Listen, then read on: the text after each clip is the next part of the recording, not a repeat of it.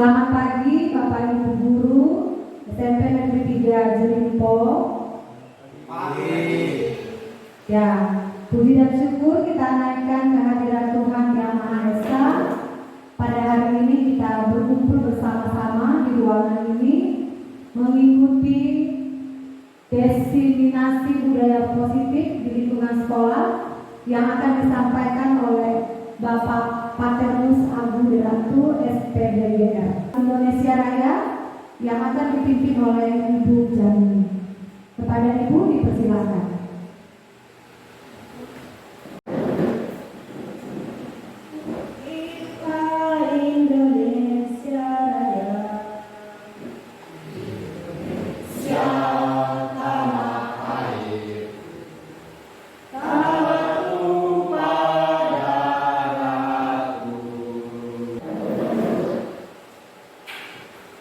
Kita akan masuk dalam doa pembukaan yang dipimpin oleh Bapak Uji SPD.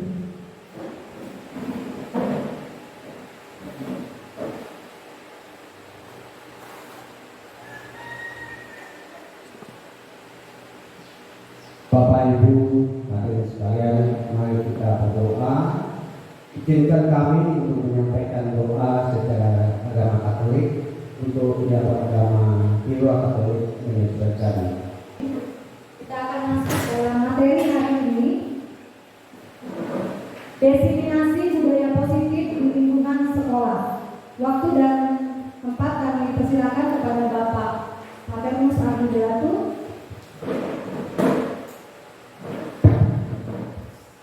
Terima kasih untuk Ibu Anita Carolina yang sudah memimpin kita.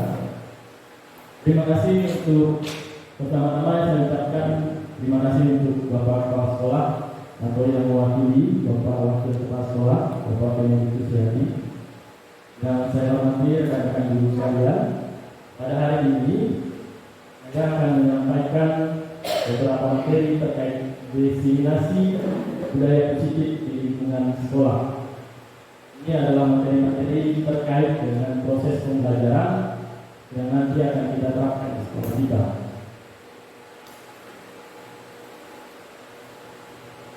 Sebelum masuk ke materi, ada baiknya kita lihat dulu. Ini adalah filosofi pendidikan Ki Hajar Dewantara. Menurut Ki Hajar Dewantara, pendidikan adalah tuntunan bagi seluruh program yang ada pada anak-anak agar mereka sebagai manusia dan sebagai anggota masyarakat dapat mencapai keselamatan dan kebahagiaan yang setinggi-tingginya.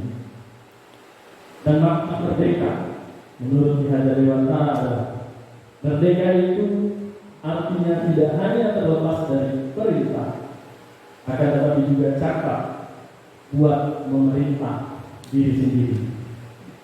Nah, semoga dengan filosofi dan arti kemerdekaan dari Ki Hajar Dewantara ini membuka wawasan baru kita tentang bagaimana nanti kita menerapkan proses merdeka belajar di lingkungan sekolah kita.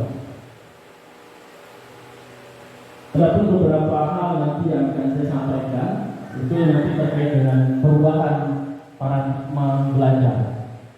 Karena ada beberapa perubahan yang nanti akan kita coba terapkan di sekolah. Kemudian ada disiplin positif, motivasi perilaku manusia, ada kebutuhan dasar, ada 5 kebutuhan dasar manusia nanti.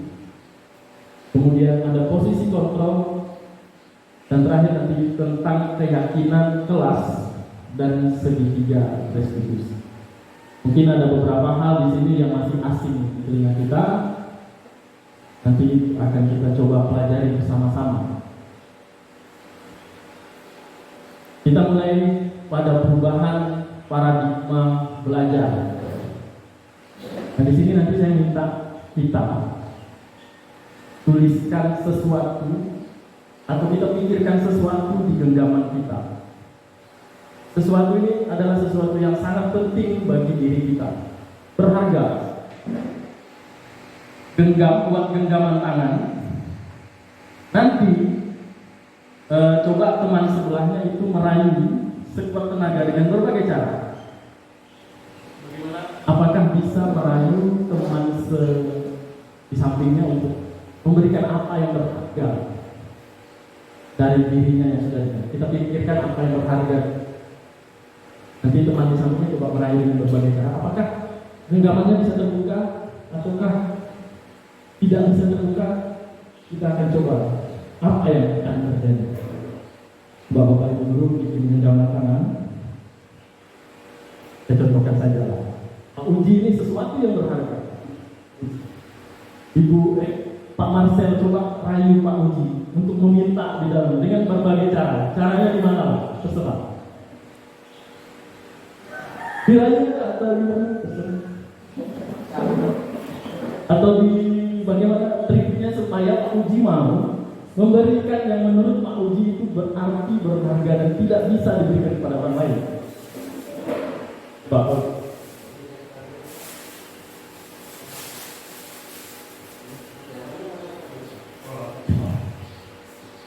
Oke, ada lagi. Bu Carolina, coba Pak Uji merayu Bu Carolina. Minta sesuatu yang ada di dalam genggaman ini. Bu, saya mau minta ini. Saya ingin tahu apa di dalamnya tuh di genggam buatmu. Ini yang berharga ya Pak. Boleh dibagikan dengan saya. Minta lah. Bu, Bisa. Masalahnya berharga. kita berbagi rezeki. Bisa. Minta lah. Tidak boleh. Jangan boleh tenang sih. Tidak bisa karena ini prinsip Pak. Ini prinsip tak bisa Sini dibagi. tangannya Bu.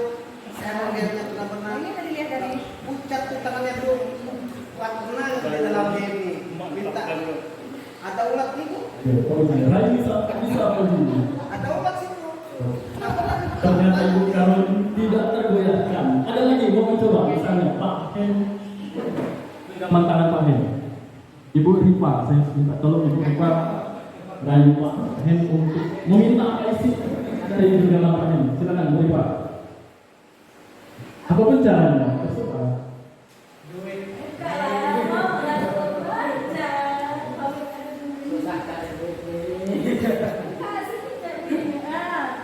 Sedikit ya. Berhasil? Tidak berhasil. Tidak berhasil. Masih sedikit. Masih lihatnya. Nyanyi dulu lah. Ada rayuan. Oke, waktu habis tidak berhasil. Oke, di permainan ini, permainan sederhana sebenarnya ini. Ini adalah wujud posisi kontrol. Coba, saya minta pendapat. Siapa yang mengontrol bahwa sesuatu tersebut dibuka atau mau diberikan atau tidak diberikan tadi? Kontrolnya itu orang lain atau diri kita yang mengontrol? Tadi kasus pertama itu Pak Uji ya, dirayu oleh Pak Marcel dibuka. Itu kemauan Pak Uji sendiri atau karena rayuan? Kemauannya enggak dibuka tadi, membuka tadi karena kemauannya membuka atau karena rayuan dari Pak Marcel? Tetapi yang membuka itu kemauan diri sendiri. Kasus kedua, Ibu Anita tadi dengan bersikukuh tidak mau membuka dengan berbagai rayuan tadi ya. Apakah itu faktor dari luar atau faktor dari dalam? Dari dalam diri. Intinya adalah kontrol itu semuanya dari dalam diri sendiri. Orang lain itu tidak bisa mengontrol kita. Segala sesuatu yang kita buat itu adalah kontrol dari dalam diri. Memang ada faktor eksternal yang mempengaruhi, tetapi kontrol diri itu yang paling dominan. Nah di sini ini langkah awal kita sebagai ibu, bagaimana posisi dalam diri kita untuk menentukan bagaimana tingkah dan perilaku dan bagaimana cara kita menghadapkan anak. Kita tahu dulu potensi diri. Nah di perubahan paradigma ini ada namanya teori kontrol. Ada 4 ilusi. Pertama, ilusi guru mengontrol murid. Kita mengontrol murid itu ilusi ya. Yang kedua, ilusi bahwa semua penguatan positif efektif dan bermanfaat. Yang ketiga, ilusi bahwa kritik dan membuat orang merasa bersalah dapat menguatkan karakter. Dan yang keempat adalah ilusi bahwa orang dewasa memiliki hak untuk memaksa. Empat ini adalah sebenarnya ilusi, tapi sering kita lakukan. Coba kita lihat yang pertama, ilusi guru mengontrol murid. Ini sering kita lakukan untuk mengontrol. Nah, pada dasarnya kita tidak dapat memaksakan murid untuk berbuat sesuatu jikalau murid tersebut memilih untuk tidak melakukannya. Ingat posisi kontrol tadi, genggaman tangan tadi. Bagaimana caranya jika murid itu tidak ada kesadaran dari dalam dirinya, ya tidak akan bisa kita lakukan apa-apa. Kita tidak bisa mengontrol murid. Walaupun tampaknya guru sedang mengontrol perilaku murid, hal demikian terjadi karena murid sedang mengizinkan dirinya dikontrol. Kasus Pak Uji tadi, beliau diizinkan dikontrol oleh Pak Marcel. Dia mengizinkan kontrol dari luar. Itu juga siswa. Saat kita mengontrol, mereka seolah-olah mengikuti, tetapi karena dia mengizinkan kita mengontrol.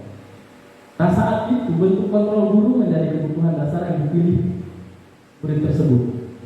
Teori menyatakan bahwa semua perilaku memiliki tujuan, bahkan terhadap perilaku yang tidak disukai. Jadi semua perilaku itu ada tujuannya. Jadi ini ya, kita mengontrol murid seolah-olah murid itu menurut dengan kita. Itu seolah-olah itu namanya ilusi. Tapi apakah di luar sana masih mengikuti apa yang kita kontrol atau tidak? Lalu yang kedua, ilusi bahwa semua penguatan positif efektif dan bermanfaat.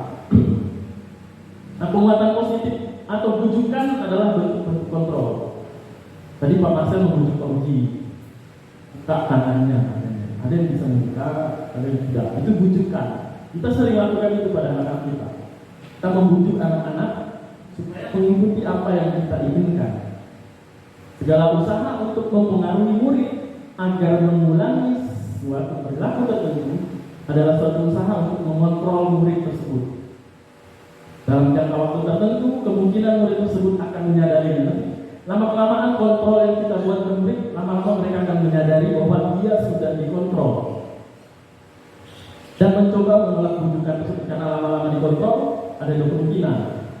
Dia mencoba menolak bujukan kita, atau bisa jadi murid tersebut menjadi tergantung pada guru.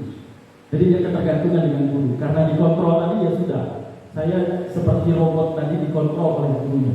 Dia dengan ikhlas hati dikontrol, ketergantungan dengan guru.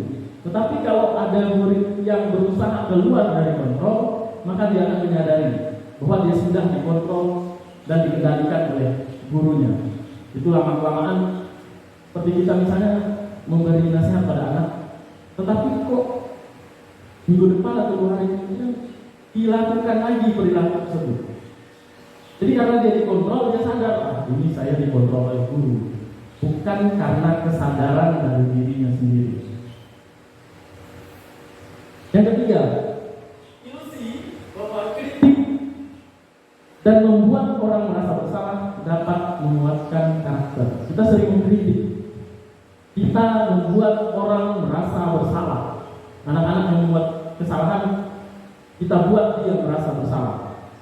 Kita kritik dia. Itu adalah sebuah ilusi untuk menguatkan karakter. Ilusi kita untuk menguatkan karakter siswa. Padahal itu hanya ilusi saja. Padahal menggunakan kritik dan rasa bersalah untuk mengontrol murid menuju pada identitas gagal. Identitas anak-anak itu gagal karena sering kita kritik dan sering kita buat merasa bersalah. Nah, mereka belajar untuk merasa buruk tentang diri mereka karena kita selalu menunjukkan keburukannya kalau kita membuat dia merasa bersalah. Mereka mengembangkan dialog diri yang negatif. Kadang-kadang sulit bagi guru untuk mengidentifikasi bahwa mereka sedang melakukan perilaku ini. Karena seringkali guru cukup menggunakan suara halus saja untuk menyampaikan pesan yang negatif. Kadang dengan suara-suara halus tapi negatif tujuannya. wah mantap sekali ya kamu sering tidak masuk sekolah. Itu bahasa-bahasa halus, tetapi itu membuat anak merasa bersalah. Kita memojokkan siswa sebenarnya. Lalu yang keempat, ilusi bahwa orang dewasa memiliki hak untuk memaksa. Kadang kita juga, saya sendiri juga menyadari ini. Kadang di sekolah, kita guru sebagai orang dewasa di sekolah itu memiliki hak untuk memaksa anak-anak sesuai apa yang kita inginkan. Nah, banyak orang dewasa yang percaya bahwa mereka memiliki tanggung jawab untuk membuat murid-murid berbuat hal tertentu. Apapun yang dilakukan dapat diterima selama ada sebuah kemajuan berdasarkan sebuah pengukuran kinerja. Pada saat itu pula, orang dewasa akan menyadari bahwa perilaku memaksa tidak akan efektif untuk jangka waktu yang panjang dan sebuah hubungan permusuhan akan terbentuk. Jadi memaksa itu tidak bisa dalam jangka panjang. Kita paksa hari ini, mungkin besok mereka sudah mengulangi perilaku yang tidak kita inginkan. Dan bisa jadi akan ada hubungan permusuhan nantinya. Kita malah jadi sesuatu yang dimusuhi oleh anak-anak karena kita sering memiliki hak seolah-olah kita itu berkuasa terhadap anak. Jadi kita di sini ada ilusi bahwa orang dewasa memiliki hak untuk memaksa. Tidak ada hak kita untuk memaksa anak-anak tadi. Kita ingat ke bagian pertama tadi. Mereka punya kepala tangan mereka sendiri. Mereka yang menentukan arah hidup mereka. Nah, dari kontrol tadi, di awal tadi kita main kepala tangan. Siapa sesungguhnya yang memiliki kontrol itu? Ada namanya stimulus respon dan teori kontrol. Kalau stimulus respon itu kita mencoba mengubah orang agar berpandangan sama dengan kita. Atau guru memberi pandangan mengubah anak harus sama berpandangan dengan kita. Tetapi pada teori kontrol kita berusaha memahami pandangan orang lain tentang dunia. Anak-anak punya pandangannya sendiri. Kita punya pandangan kita sendiri. Kita harus juga bisa menghormati pandangan anak-anak tersebut. Lalu yang kedua, perilaku buruk pada stimulus respon dilihat sebagai suatu kesalahan. Anak sering berperilaku buruk. Kalau pada teori stimulus respon kita melihatnya suatu kesalahan. Tetapi pada teori kontrol semua perilaku memiliki tujuan. Anak-anak berperilaku entah itu di mata kita itu nakal atau membantah, itu mungkin ada tujuannya. Semua ada tujuannya. Maka kita kembali ke teori kontrol tadi. Lalu stimulus respon, orang lain bisa mengontrol saya. Itu pandangan stimulus respon. Tetapi sebenarnya hanya Anda, hanya kita yang bisa mengontrol diri kita sendiri. Maka kita ikut harus atau tidak, kita yang punya kontrol. Lalu saya bisa mengontrol orang lain, atau kita bisa mengontrol siswa. Sebenarnya kita tidak bisa mengontrol siswa itu. Tadi ilusi saja, anak itu menurut itu hanya ilusi saja. Mereka hanya mengikuti apa yang kita mau. Lalu selanjutnya, pemaksaan ada pada saat bujukan gagal. Saat kita membujuk anak, itu adalah selanjutnya saat kita bujuk-bujuk, akhirnya endingnya adalah pemaksaan. Ayo ikut dengan apa yang saya inginkan. Tapi pada teori kontrol, kolaborasi dan konsensus menciptakan pilihan-pilihan baru. Ada dialog, ada diskusi dengan anak apa yang mereka inginkan. Dan ada model berpikir menang kalah. Kalau stimulus respon itu ada menang dan kalah. Kalau dia mengikuti kita ya dia kalah, kita yang menang. Tapi sebenarnya itu tidak ada. Itu model berpikirnya sama-sama menang. Tidak ada yang kalah. Sama-sama untung lah ibaratnya seperti itu. Kalau anak mengikuti apa yang kita katakan, tidak ada yang dirugikan dari hal tersebut. Tapi sama-sama diuntungkan. Atau model berpikirnya itu sama-sama menang. Seperti itu. Ini tadi tentang yang pertama tadi ya, tentang perubahan paradigma, teori kontrol. Yang selanjutnya ada yang namanya disiplin positif dan 3 motivasi perilaku. Apa itu makna disiplin? Nah, disiplin ini berasal dari bahasa Latin disciplina, yang artinya sendiri adalah belajar. Sebenarnya disiplin itu ya belajar. Nah, makna dari kata itu berkonotasi dengan disiplin diri dari murid-murid Sokrates dan Plato. Mereka ini adalah filsuf-filsuf yang terkenal dan punya banyak murid. Nah, disiplin diri membuat orang menggali potensinya menuju sebuah tujuan atau apa yang dia hargai. Apa yang dia hargai itulah tujuannya.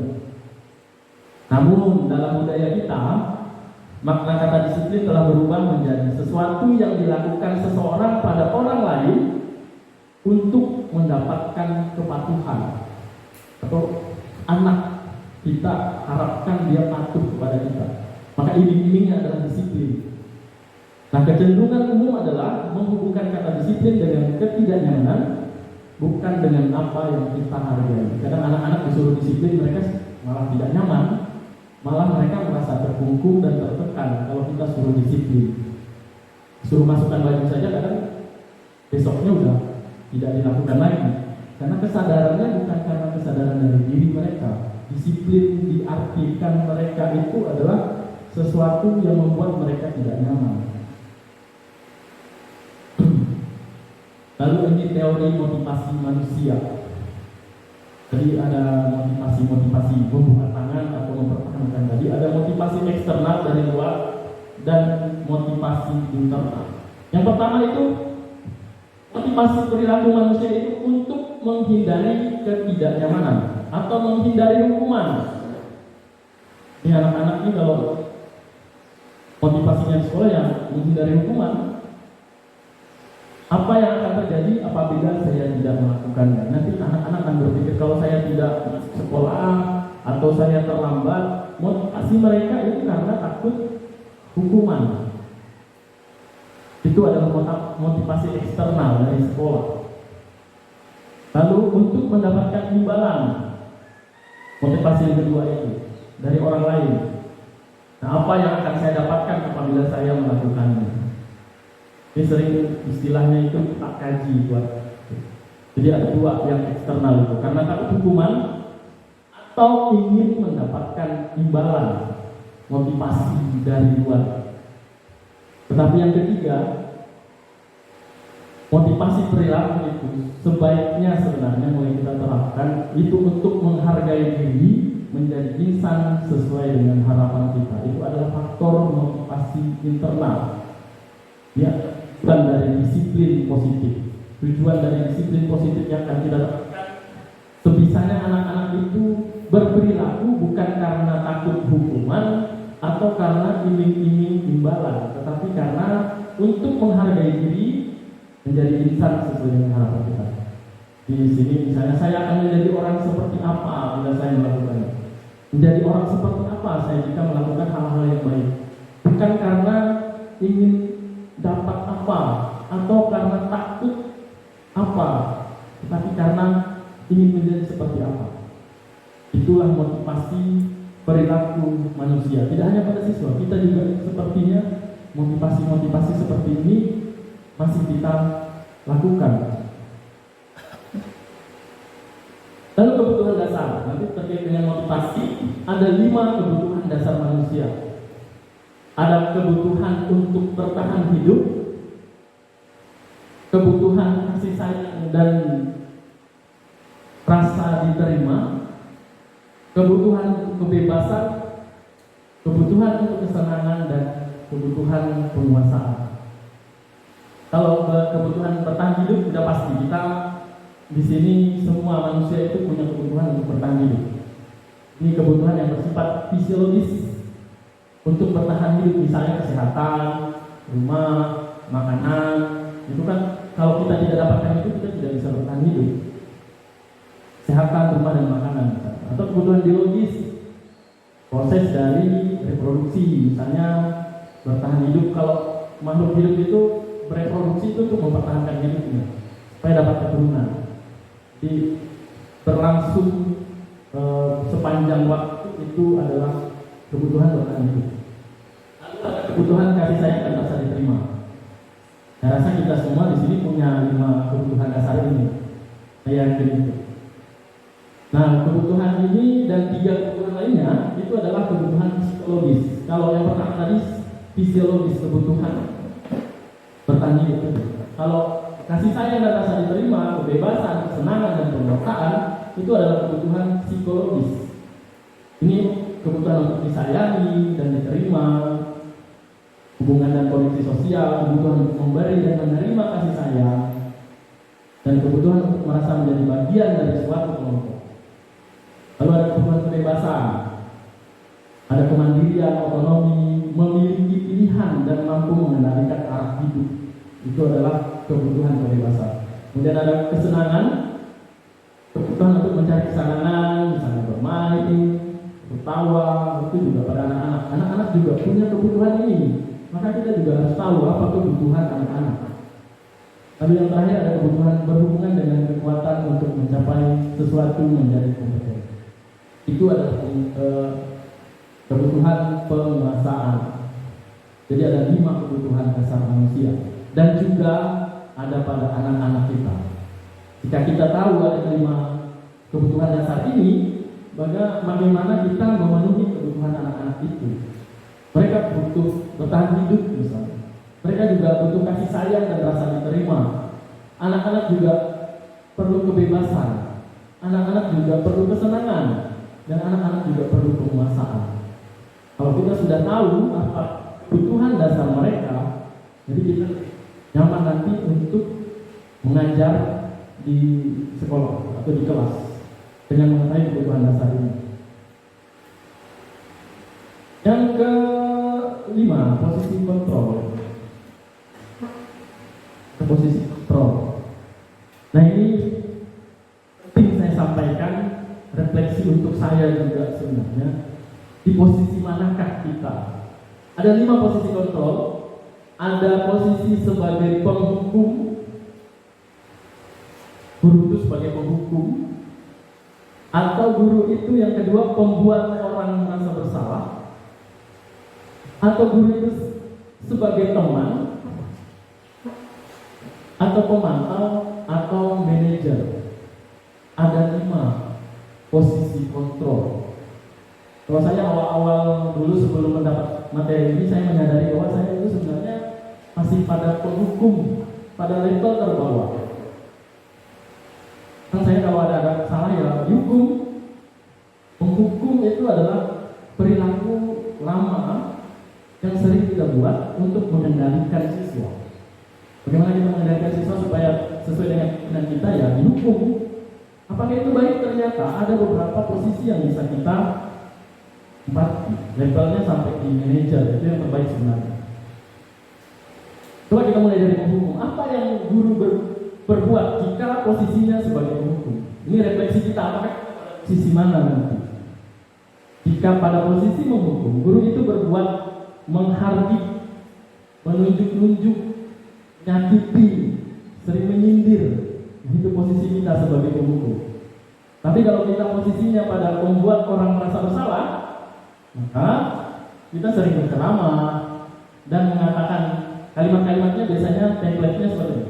Seharusnya kamu begini. Ibu kecewa atau bapak kecewa, kamu seperti ini. Maka bisa diartikan kita masih pada membuat orang merasa bersalah. Karena kalimat-kalimat ini akan membuat orang merasa bersalah. Seharusnya kamu begini. Kok ibu kecewa, kok bapak kecewa dengan kamu? Nanti anak yang mendengarkan itu akan membuat dirinya merasa bersalah. Nah, kalau kita pada posisi teman, guru itu membuat alasan-alasan untuk muridnya, alasan-alasan tertentu yang membuat dia berteman, seolah-olah dia berteman dengan muridnya. Ada lagi posisi pemantau. Apa yang dilakukan oleh guru? Menghitung dan mengukur. Dia menghitung kesalahan dan mengukur kesalahan-kesalahan dari murid-muridnya. Dia posisinya sebagai pemantau. Dan pada level yang terakhir, guru itu bisa menjadi manajer. Manajer itu banyak mengajukan pertanyaan-pertanyaan. Jika ada kesalahan, dia lebih banyak mengajukan pertanyaan, menggali pertanyaan, apa penyebab anak berbuat sesuatu. Ini kalau guru ya, posisi guru. Biasanya kalau guru berkata itu pada posisi penghukum, kamu tidak melakukannya, awas ya, rasakan nanti. Itu kita sebagai penghukum. Tapi kalau kita berbicara, kamu seharusnya sudah tahu, bapak dah capek nih, atau mengatakan ibu dah stres menghadapi kalian. Ini kita masih pada membuat orang merasa bersalah. Murid merasa, oh saya membuat guru saya stres, saya membuat guru saya merasa pusing, lelah. Jadi kita masih pada posisi membuat orang merasa bersalah. Tapi kalau kita posisinya teman, ayolah lakukan demi bapak, kan kita CS misalnya. Sahagi gitu ya, itu posisi kita sebagai teman dengan anak. Atau masa kamu tidak mau? Ingat, tidak ibu pernah bantu kamu di dunia misalnya. Ada pamrih. Kita sebagai teman. Kalau dia pemantau, dia akan berbicara apa peraturannya. Misalnya kamu datang terlambat, coba apa peraturan kita? Tidak boleh terlambat kan? Nah itu sebagai pemantau posisinya. Tetapi sebagai manajer, dia akan mengatakan apa yang kita yakini, apa yang bisa kau kerjakan untuk memperbaiki masalahnya. Jadi nanti kesalahannya itu tidak kita hakimi, jadi kita gali apa keyakinan. Makanya nanti ini ada kaitannya dengan keyakinan kelas. Kalau mereka sudah membuat keyakinan kelas, itu yang menjadi dasar kita untuk menasihati anak. Apa yang sudah kita yakini? Karena keyakinan kelas itu dibuat oleh mereka, bukan kita yang membuat. Kalau mereka yang membuat, mereka akan ingat, oh saya meyakini yang buang sampah pada tempatnya. Saat mereka membuang sampah sembarangan, kita tanya, apa sih yang kita yakini kemarin kita buat keyakinan keras? Oh saya membuang sampah sembarangan. Jadi saya melanggar keyakinan yang sudah saya buat. Itu sebagai manajer. Hasilnya, jika kita sebagai penghukum, apa hasilnya? Hasilnya adalah memberontak, menyalahkan orang lain dan berbohong. Itu hasil dari kita sebagai penghukum pada anak. Kalau membuat orang merasa bersalah, hasilnya menyembunyikan, menyangkal dan berbohong. Anak-anak itu bukan berbohong, menyangkal, karena dia buat dirinya supaya orang tidak merasa bersalah. Kalau dia sebagai teman, maka hasilnya ketergantungan. Anak-anak akan tergantung dengan gurunya. Tapi kalau dia sebagai pemantau, maka dia menyesuaikan diri bila diawasi. Kalau tidak diawasi, kembali lagi ke setelan pabriknya. Jadi kalau kita sebagai posisinya manajer, maka yang kuatkan adalah pribadi-pribadi murid. Murid akan dikuatkan dengan apa yang mereka yakini. Nah kaitannya dengan dunia berkualitas, kalau kita sebagai penghukum, murid meletakkan guru di luar dunia yang berkualitas. Merasa bersalah, murid itu meletakkan guru dalam dunia yang berkualitas. Sama, berkualitas semua, dia meletakkannya. Baik dia sebagai teman, pemantau, dan manajer. Kalau posisi penghukum, maka murid akan respon murid. Coba kita lihat, kalau kita posisinya penghukum, maka murid responnya adalah, biar saja nanti juga marah-marah gitu. Dihukum pasti itu hatinya. Kabeh-kabeh bener nih, pasti lagi. Jadi dia kalau gurunya sebagai penghukum, besoknya dia akan karena sering seperti itu maka terpola. Biar dia. Kalau dia sebagai pembuat orang merasa bersalah, maka anak akan berkata, maafkan saya, yang minta maaf. Karena dia tadi merasa gurunya tadi stres, gurunya tadi merasa tidak nyaman, karena dia merasa gurunya seperti itu, maka dia tidak minta maaf. Kalau dia sebagai teman, maka muridnya akan, saya berpikir, Bapak Ibu atau teman saya, ternyata begitu ya, saya berpikir. Kalau pemantau, berapa banyak bintang yang harus saya peroleh, berapa halaman yang harus saya tulis. Karena tadi diukur, dipantau. Dia punya target berapa halaman yang harus tertulis setiap hari, karena takut tadi dengan pemantau. Tapi kalau posisi manajer, maka murid akan berkata, bagaimana caranya saya bisa memperbaiki keadaan. Dia yang akan mencari solusinya sendiri. Kalau dampaknya pada murid, kalau penghukum, maka mengulangi kesalahan. Kalau sering kita hukum, maka sering dia ulangi kesalahan itu. Saya sendiri merasakan itu. Seperti kita lihat anak-anak kita sering kita hukum, kan? Itu tak itu. Karena tadi dia merasa dihukum dan responnya, dampaknya adalah mengalami kesalahan yang sama. Kalau dia berhadapan dengan guru membuat orang merasa bersalah, maka muridnya merasa rendah diri. Kalau murid berhadapan dengan guru yang posisinya sebagai teman, maka muridnya akan lemah, tidak mandiri dan tergantung dengan gurunya. Kalau dia berhadapan dengan guru sebagai pemantau, maka akan diberatkan pada sanksi atau hadiah untuk dirinya.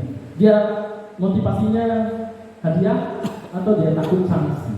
Tapi kalau dia sebagai manajer berhadapan dengan guru sebagai manajer, maka dampaknya pada murid adalah mengevaluasi diri, bagaimana cara memperbaiki diri. Yang paling ideal itu sebenarnya posisi sebagai manajer. Tetapi dengan kerendahan hati, saya sebenarnya itu masih pada posisi menghukum. Kalau kita refleksikan, mungkin Bapak Ibu sudah ada yang di level teman, pemantau, mungkin ada yang sudah posisinya manajer. Tapi dengan tabel ini kita bisa mengukur diri kita pada tahap tahap apa saya hari ini. Apakah saya itu sebagai penghukum? Apakah saya sebagai pembuat orang merasa bersalah? Apakah saya sebagai teman, pemantau, atau saya sudah pada level sebagai manajer? Ini pelan-pelan yang kita akan perbaiki.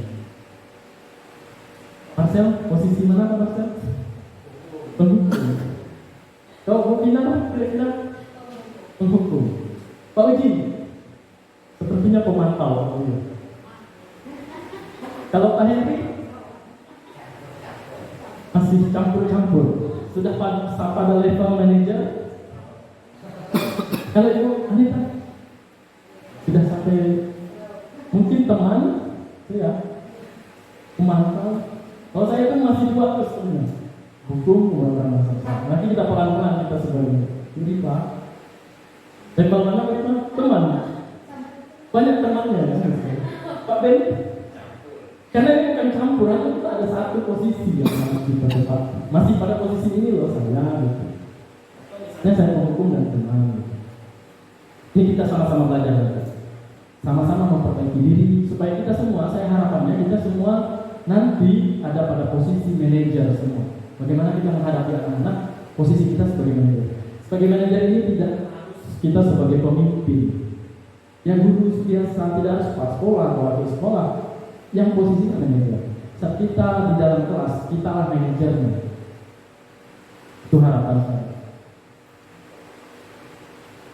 Nah, kaitannya ini dengan keyakinan kelas dan segitiga institusi. Mengapa harus keyakinan kelas? Mengapa tidak peraturan kelas saja? Mengapa harus keyakinan? Ini kan yang harus kita gali di dalam. Mengapa sih Pak Abu kemarin itu bikin keyakinan kelas? Tidak peraturan kelas, apa bedanya? Nah, pertanyaan otomatiknya, mengapa kita memiliki peraturan tentang menggunakan helm pada saat mengendarai kendaraan roda 2? Mengapa kita memiliki peraturan itu? Untuk apa peraturan itu? Kalau kita pakai helm, untuk apa pergi? Untuk keselamatan. Atau mengapa kita pakai masker atau mencuci tangan? Kembali jaga kesehatan. Kalau kita misalnya pakai helm itu karena takut razia atau karena takut tidak boleh masuk ke sebuah ruangan karena tidak pakai masker, itu karena kita takut peraturan, bukan karena keyakinan. Kita pakai helm itu karena kita yakin bahwa pakai helm itu menjaga keselamatan. Kita yakin dengan pakai masker itu menjaga kesehatan.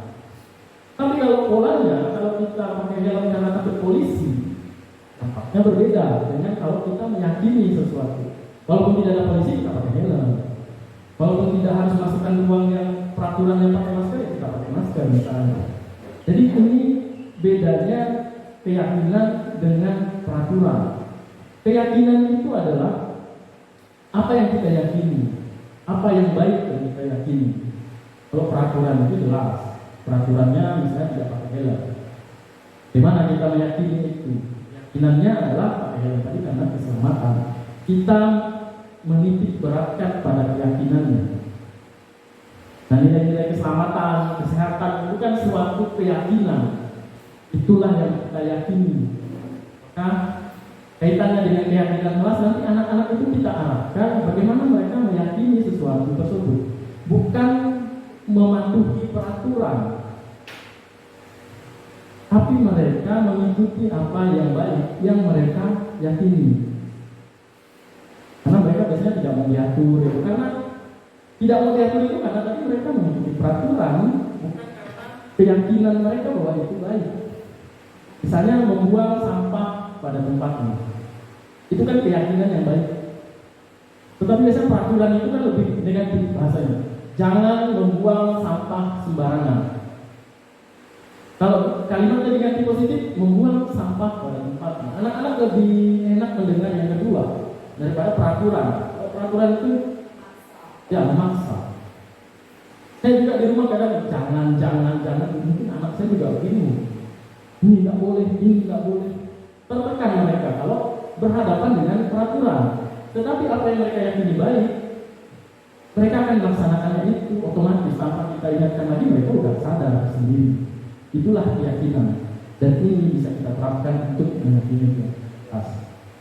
Nah, ini perbandingan antara peraturan dan keyakinan. Misalnya, selalu kembalikan buku ke tempatnya. Ini kan maksa, selalu begitu. Tetapi kalau mereka meyakini, keyakinan kelasnya adalah itu bentuk tanggung jawab. Keyakinan mereka adalah tanggung jawab. Kalau mereka sudah bertanggung jawab tanpa ada peraturan selalu mengembalikan buku ke tempatnya, itu sudah mereka terapkan otomatis karena sudah bertanggung jawab. Dilarang mengganggu orang lain misalnya. Kalau mereka sudah punya keyakinan bahwa menghormati orang lain itu baik, maka peraturan ini otomatis laksana. Keyakinannya yang ditekan. Nah, hadir 15 menit sebelum pembelajaran dimulai, itu kan peraturan.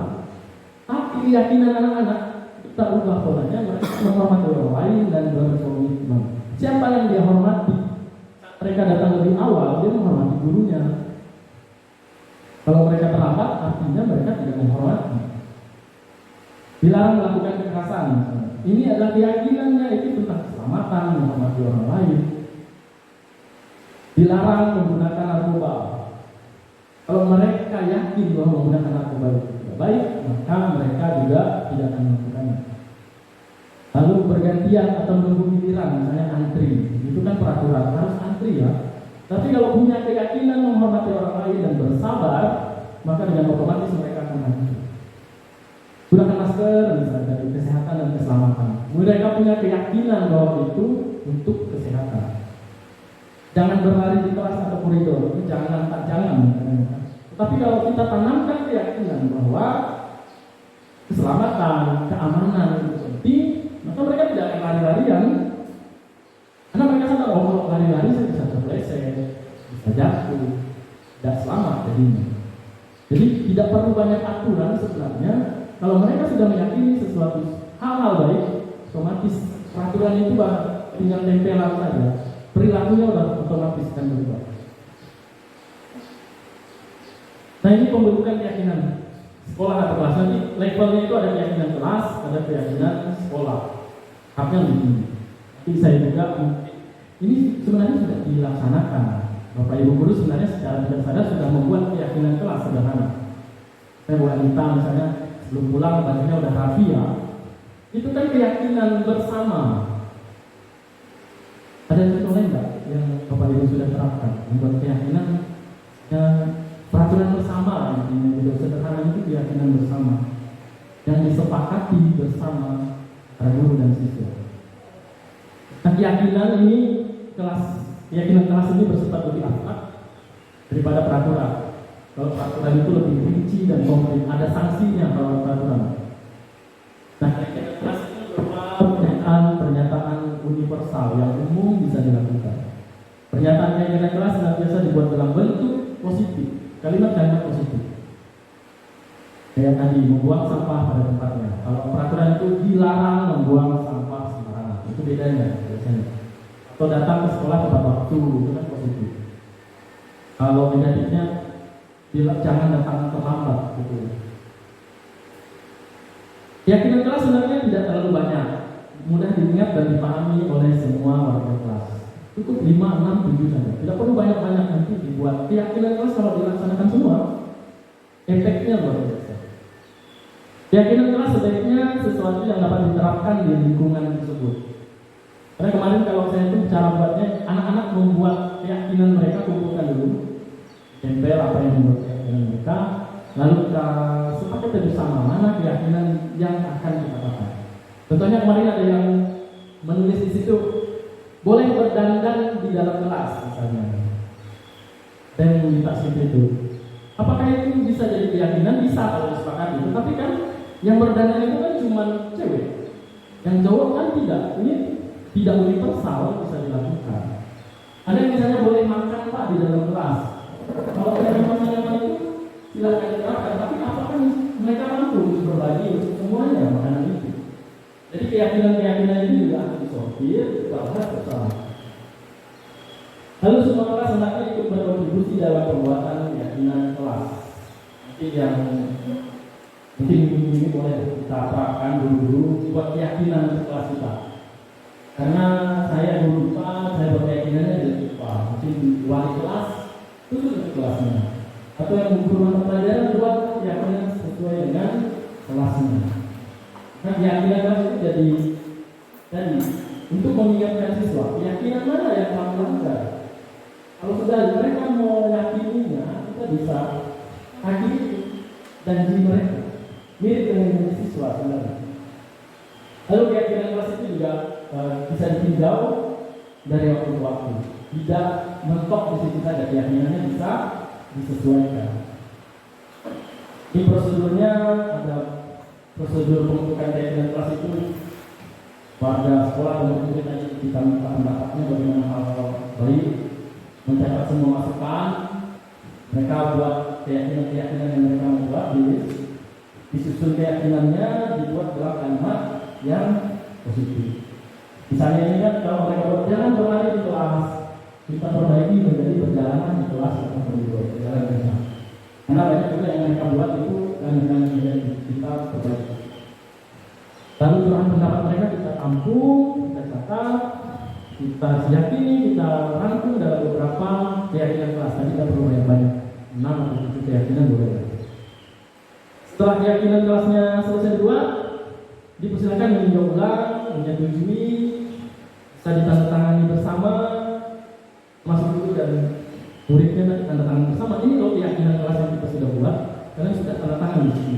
Kalian sepakat dengan keyakinan itu. Bisa nanti keyakinannya bisa ditempel di dinding kelas.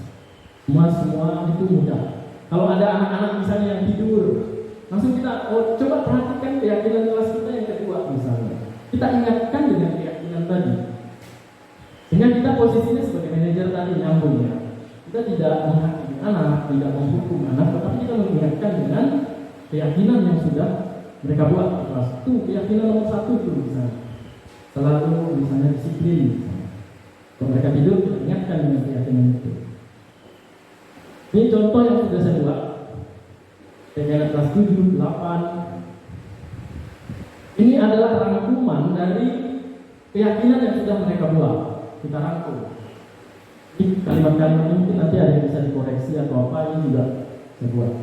Keyakinan kelas 7 misalnya, kami meyakini bahwa sangat penting untuk mereka yang yakin dengan ini. Penting untuk datang ke sekolah tepat waktu. Saat mereka terlambat, kita ingatkan apa keyakinan kelas kita yang pertama. Oh, datang ke sekolah tepat waktu. Akan terpola itu nanti. Bukan karena takut peraturan, bukan takut hukum, tapi karena mereka meyakini bahwa datang ke sekolah itu penting. Misalnya sopan dan saling menghargai, buang sampah pada tempatnya, menjaga kebersihan dan kerapian diri. Kalau menjaga kebersihan dan kerapian diri ini misalnya ada yang kukunya panjang, rambutnya panjang, itu kita bisa ingatkan dengan keyakinan kelas yang keempat misalnya. Apa keyakinan kelas kita yang keempat? Menjaga kebersihan dan kerapian diri. Sudah bersihkah kamu? Kita tanya itu, saya apa solusinya supaya bersih? Ya saya foto. Jadi solusinya datang dari diri anak sendiri, internal tadi, bukan faktor eksternal. Melaksanakan tugas dari guru, ini luas sekali, universal. PR itu kan masuk di sini. Kalau mereka tidak melakukan PR, kita ingatkan dengan melaksanakan tugas dari guru, tidak kamu. Oh iya, saya tidak melaksanakan tugas dari guru. Menjaga fasilitas sekolah, membawa bekal ke sekolah, misalnya ini kan kesepakatan mereka. Ada yang sama, katanya ada yang bisa berdoa sebelum kita belajar. Ini kita tekankan ke anak-anak hal-hal positif seperti ini. Kelas 8, kelas 9 juga hampir mirip semua, tapi inilah keyakinan yang mereka buat. Ini bisa kita tempel di kelas atau di lab atau di mana untuk mengingatkan mereka. Keyakinan kelas tadi tidak menghukum, ada konsekuensi juga, tapi nanti ada restitusi. Yang selama ini masih ada itu adalah hukuman dan konsekuensi. Hukuman itu sesuatu yang menyakitkan, harus terjadi, hukuman. Tapi kalau konsekuensi sesuatu yang harus terjadi. Hukuman membuat anak sakit, fisik maupun hatinya kalau dihukum itu ya. Untuk jangka waktu yang lama menjadi hukum. Saya juga masih ingat hukuman saya waktu SD sampai hari ini. Hukuman-hukuman yang berat itu diingat oleh anak sampai mereka dewasa. Coba Bapak Ibu ingat tak hukuman-hukuman yang masih ingat di waktu SD sih. Pasti masih ada yang membekas. Hukuman itu masih membekas sampai hari ini. Atau sesuatu yang negatif itu membekas. Kayak saya kelas 1 SD pernah ditolak, udah pakai tas, masuk kelas, terus gurunya datang, kamu pulang ya, kamu tidak diterima karena umurmu masih belum cukup. Saya pulang menangis karena tidak boleh sekolah, karena tak pakai makeup. Bapak saya datang, konfirmasi dengan gurunya. Kenapa saya tidak masuk sekolah? Karena umurnya masih belum cukup, masih nanti. Pada saat itu ada anak seorang guru yang masuk. Konfirmasi, mengapa anak saya boleh masuk? Jawaban bapak itu masih mengiang hari ini. Jatah guru katanya. Jadi anak itu anak guru, boleh masuk, umurnya sama dengan saya. Umur saya mau dituakan tidak bisa karena nama saya alhamdulillah diskusi belakang itu. Kalau mau dituakan udah terkunci. Mau dari 86 tidak bisa. Dirubah lagi namanya kan. Jadi ya udah saya masuknya umur 7 tahun. Masih hari ini membekas. Guru itu pun masih saya ingat, disuruhnya pulang dengan tanpa beban apa saya pulang udah lapor tadi lah masih ingat. Mungkin kita juga masih ingat hal-hal negatif masa kita sekolah sampai hari ini. Dan jangan buat itu terjadi pada anak-anak kita. Untuk kita dikenang nanti puluhan tahun yang akan datang, guru ini pernah ini. Kepahitan itu bisa diingat lama. Kalau konsekuensi membuat anak merasa tidak nyaman dalam jangka waktu tertentu. Kalau hukuman itu jangka waktunya panjang. Hukuman itu anak membenci kedisiplinan. Semakin anak dihukum maka mereka makin benci dengan kedisiplinan karena sering dihukum. Kalau konsekuensi anak menghargai disiplin. Hukuman mendorong anak menyakiti diri sendiri, sedangkan konsekuensi mendorong anak agar mudah menyesuaikan diri. Kalau hukuman itu konsep diri yang buruk, konsekuensi konsep diri yang baik. Anak belajar untuk menyembunyikan kesalahan kalau dihukum. Karena takut dihukum, mereka akan menyembunyikan kesalahan mereka. Tapi kalau konsekuensi, anak belajar mematuhi peraturan. Kalau hukuman merasa marah, merasa bersalah, dipermalukan, merasa tidak dihargai, itu kalau mereka dihukum. Sedangkan kalau konsekuensi, mereka hanya kehilangan haknya saja, dibuat tidak nyaman, diasingkan untuk sementara waktu. Ini hukuman dan konsekuensi ini sebenarnya masih pada tahap yang kita lakukan hari ini. Ada namanya yang dibuat hukuman dan konsekuensi, ada namanya restitusi. Kalau selama ini kita masih menerapkan hukuman, masih menerapkan konsekuensi, mari bersama pelan-pelan kita lakukan yang namanya langkah-langkah restitusi. Apa itu restitusi? Kalau kita menghukum atau konsekuensi, coba pelan-pelan nanti kita akan rasakannya. Restitusi itu proses menciptakan kondisi bagi murid untuk memperbaiki kesalahan mereka, sehingga mereka bisa kembali pada kelompok mereka dengan karakter yang lebih kuat. Restitusi juga merupakan proses kolaboratif yang mengajarkan murid untuk mencari solusi untuk masalah mereka yang mencari solusi, dan membantu murid berpikir tentang orang seperti apa yang mereka menjadi, tujuan mereka apa, dan bagaimana mereka harus memperlakukan orang lain. Ini level di atas hukuman dan konsekuensi, namanya restitusi. Memang agak berat, tapi coba kita belajar bersama. Ciri-cirinya restitusi ini bukan untuk menebus kesalahan, namun untuk belajar dari kesalahan. Itulah restitusi. Kalau hukuman itu kan menebus kesalahan, konsekuensi itu menebus kesalahan. Jika mereka datang terlambat, misalnya di WC, push up atau apa saja, itu hukuman, menebus kesalahan. Sedangkan restitusi itu bukan untuk menebus kesalahan mereka, tapi untuk belajar dari kesalahan itu. Kesalahan saja bisa jadi bahan belajar sebenarnya. Restitusi memperbaiki hubungan. Kalau hukuman, konsekuensi malah merusak hubungan ya. Saya merasa kalau menghukum siswa itu malah siswa tidak baik lagi gitu. Kalau hubungan saya dan siswa makin rendah. Restitusi adalah tawaran, bukan paksaan. Kita menawarkan pada siswa apa yang mereka yakini baik. Restitusi menuntun untuk melihat ke dalam diri. Kembali lagi ke motivasi internal tadi. Kita gali motivasi internal mereka.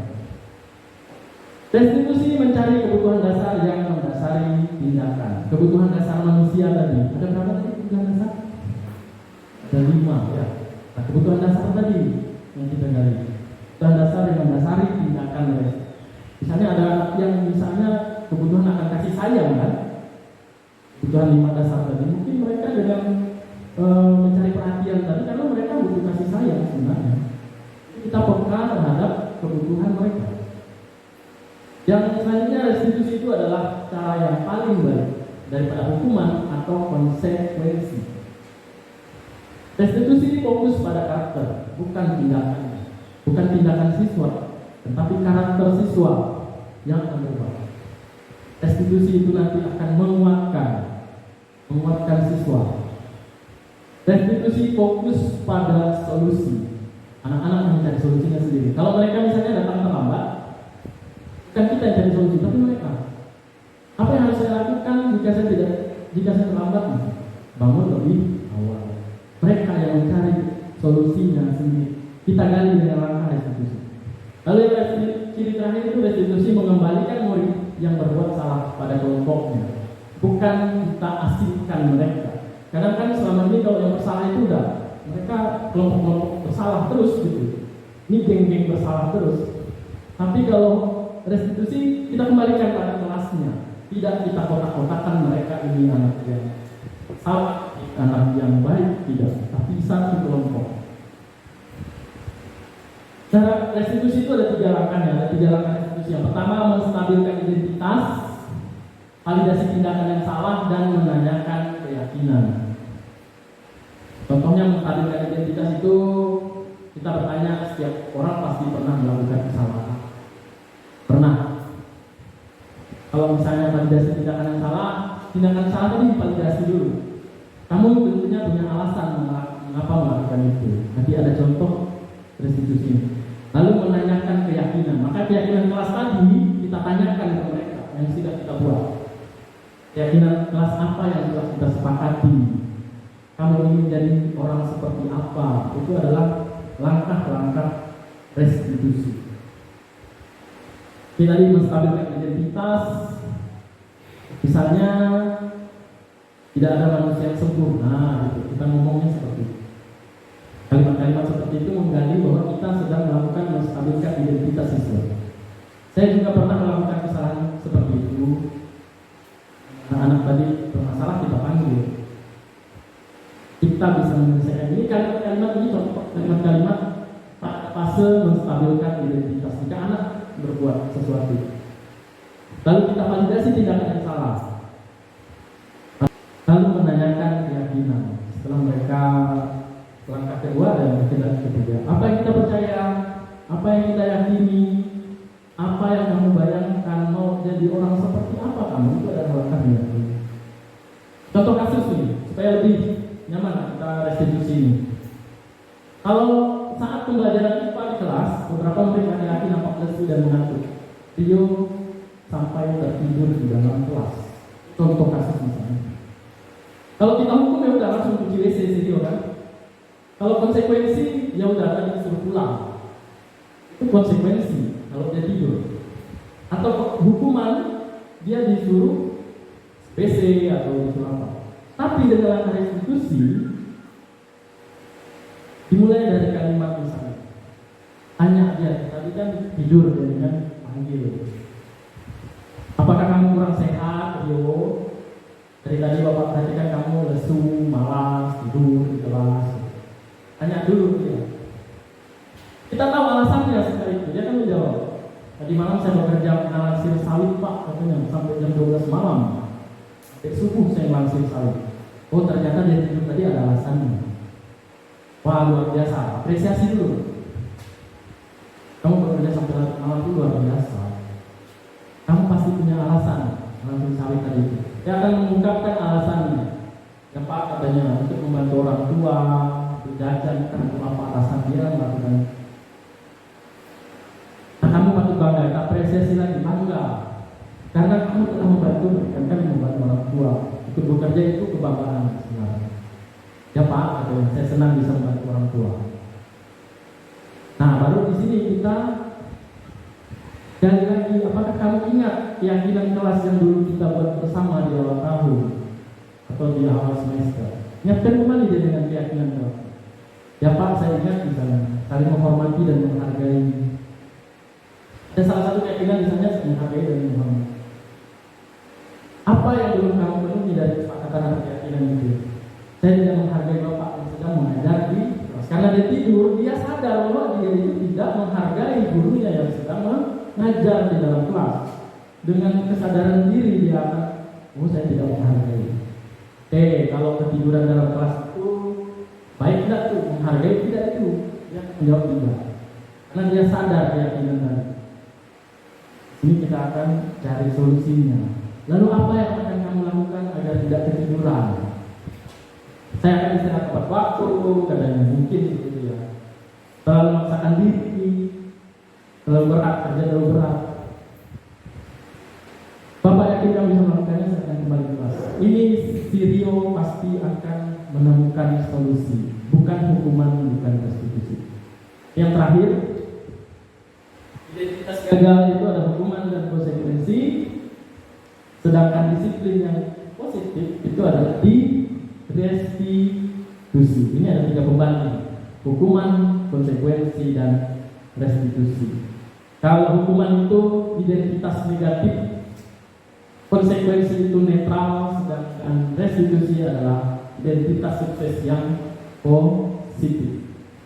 Harapan saya, harapan kita semua, kita bisa melakukan langkah-langkah restitusi untuk menghadapi siswa kita, bukan hukuman atau konsekuensi. Mungkin ini agak berat karena selama ini kita sudah pola dengan hukuman atau konsekuensi. Tapi dengan langkah restitusi, saya percaya anak-anak pasti akan lebih merdeka. Bukan arti merdeka itu bebas. Kalau mereka merdeka mengekspresikan dirinya, mereka punya keyakinan diri, punya kontrol diri, sehingga mereka bisa memenuhi kebutuhan dasar mereka di sekolah. Terima kasih. Ini adalah materi budaya positif yang saya sampaikan kepada Bapak Ibu sekalian. Kita sama-sama belajar. Saya bukan menggurui di sini. Saya juga masih banyak belajar dan banyak kekurangan. Tapi mari bersama kita sepakati ini, kita buat apa yang harus kita buat. Ada pertanyaan dari Bapak Ibu Guru? Silakan disampaikan satu atau dua pertanyaan. Ya baik, terima kasih atas kesempatan yang diberikan kepada kami. Saya Pak Hendri Gurinda mau bertanya masalah paradigma belajar, khususnya poin 4 posisi kontrol 4 kalau nggak salah ya Pak. Posisi kontrol. Oke. Ya. Ada penghukum, pembuat orang merasa bersalah, teman, pemantau, dan manajer.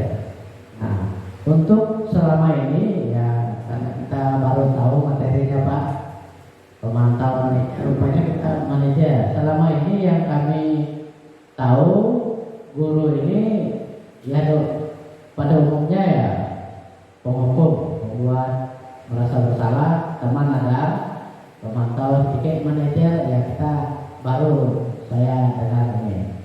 Bapak, yang saya mau tanyakan bahwa kalau kita selama ini kan kita berhadapan dengan anak-anak. Kalau saya rasakan lah siswa yang sekian satu kelas, kalau kita lemah kontrol kita, artinya guru sebagai pemimpin kurang dalam hal posisi kontrol penghukum dan pembuat ini, kita kayaknya mereka merajalela. Ini bisa enggak? Kalau kita pakai manajer kayaknya lemah kita. Jadi saya mau bertanya, apakah kita boleh campur-campur menggunakan penghukuman, ada kalanya gitu. Nah, kita untuk melaksanakan posisi kontrol manajer tadi. Tapi kalau meninggalkan fungsi kita kontrol penghukum ini ya kayaknya kita sangat lemah gitu. Allah bisa diinjak mereka gitu. Nah, ini bagaimana ini? Kami serah. Terima kasih atas kesempatan kami. Kami serahkan kepada Bapak Tutor. Oke, langsung saya tanggapi saja ya. Dan intinya dari pertanyaan Pak Hen tadi adalah jika kita pada posisi manajer, sepertinya posisi guru itu lemah, gitu ya. Padahal menghukum, membuat orang bersalah, menjadi teman atau itu bisa lebih tegas di mata siswa, seperti itu ya. Apakah bisa dilakukan semua-muanya? Menghukum juga, gitu, membuat orang merasa bersalah. Nah sebenarnya teori ini, posisi ideal kita adalah manajer. Posisi ideal. Apakah posisi manajer itu membuat guru menjadi lemah? Nah ini lagi kembali pada ilusi. Kadang ilusi tadi kayak menghukum tadi, misalnya menghukum itu adalah kontrol. Kita mengontrol murid dengan hukuman. Dengan menghukum, memang ilusinya itu seolah-olah guru itu berkuasa, ditakuti siswa. Tetapi hasilnya, kita kembali ke hasil. Nah kalau kita menghukum itu kan siswanya malah mengulangi kesalahan yang sama, bukan? Kalau posisi kita sebagai penghukum, idealnya kita memang sebagai manajer. Membuat orang merasa bersalah juga hasilnya identitas gagal dari siswa. Lalu sebagai teman atau pemantau itu juga identitas berhasil, tetapi kontrolnya itu dari luar.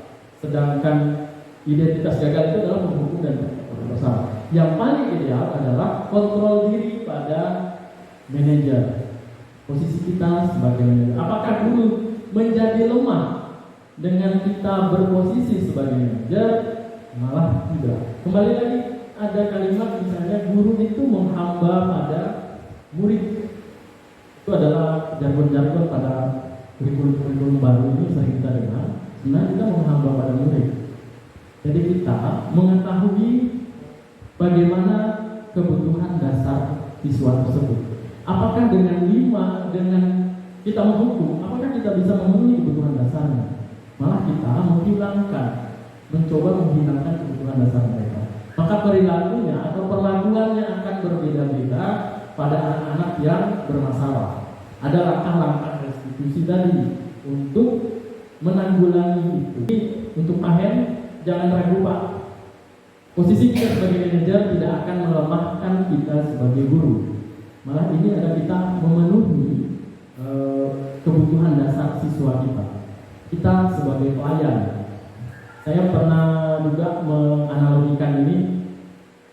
Sekolah itu seperti warung. Anak-anak datang ke sekolah dengan kebutuhan yang berbeda-beda. Kita sebagai pelayan yang harus memenuhi kebutuhan tersebut. Misalnya ada warung di situ, kalau kita sediakan bubur semua, ya anak-anak tadi makan bubur semua. Padahal kebutuhannya ada suka sate, ada suka bakso di situ. Jadi bagaimana kita memenuhi kebutuhan 5 dasarnya tadi, anak akan lebih merdeka untuk mengekspresikan diri mereka. Dengan bagaimana caranya? Posisikan kita sebagai manajer. Caranya bagaimana? Dengan mengetahui ilusi-ilusi tadi, membuat keyakinan-keyakinan, mengetahui 5 kebutuhan dasar, kemudian menerapkan langkah-langkah ketiga restitusi ini. Menstabilkan identitas, validasi tindakan yang salah, dan menanyakan keyakinan jika ada anak yang melanggar peraturan, bukan langsung dihukum. Selanjutnya, ada yang disampaikan dari pihak sekolah dan kami Pak Dewi selaku wakil kurikulum. Waktu dan tempat dipersilakan. Terima kasih sudah kesempatan yang diberikan kepada saya. Pertama, saya sendiri sebagai wakil kepala sekolah mengucapkan banyak terima kasih. Mungkin ada beberapa hal yang disampaikan oleh Bapak Agu, dan memang ada hal yang sangat penting yang untuk kita terapkan nanti saat kita menjadi pelayan sama kita sebagai guru, ya, bagaimana kita memberi hal yang baik, hanya belajar kita terapkan, dan semoga dari dimensi budaya positif di lingkungan sekolahnya dapat kita tanamkan pada siswa kita. Yang mungkin ini yang dapat saya sampaikan. Saya akhiri, selamat salam sejahtera untuk kita semua.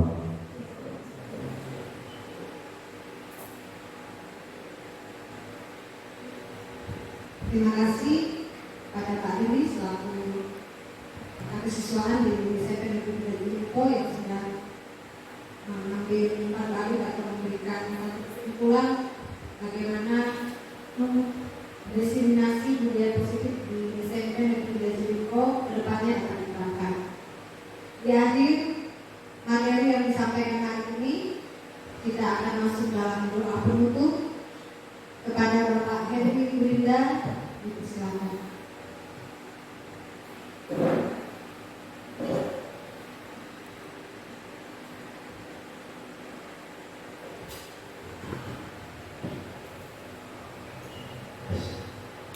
Baik, kita akan mengakhiri kegiatan seminar pada hari ini. Izinkan saya memimpin doa penutup ini secara Kristen. Bapak Ibu berdoa menurut keyakinan dan agama kita masing-masing. Mari kita berdoa. Bapa di surga, kami